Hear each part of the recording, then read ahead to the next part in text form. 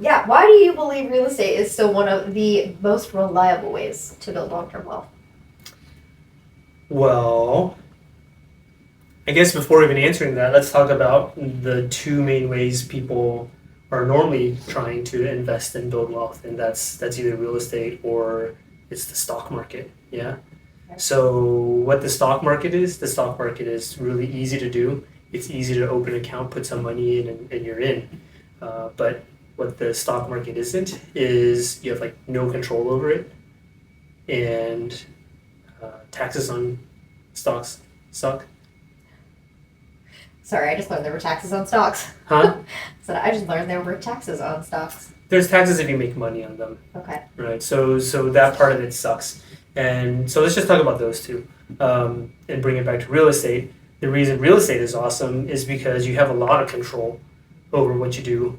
Like first, you have control over timing. That's the same as the stocks. You can decide when you buy and sell real estate, just like you can with a stock. But you can also like get a deal on real estate, right? Like you may have something that this is the market value, but you may be able to get below that. And let's say you get something, let's just call it $10,000 below market value.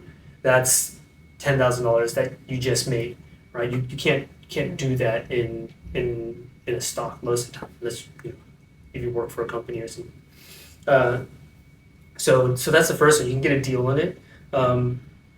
You can also add value, right? A typical thing you think about is buying a property that looks like crap. And I love properties that look like crap.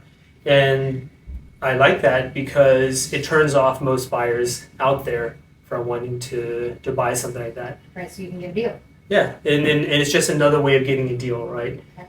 And then when you fix it up, you can make the choices of how to fix it up, and depending on what you do, you can add more value or less value, and you just have overall a lot of flexibility in what you do with it.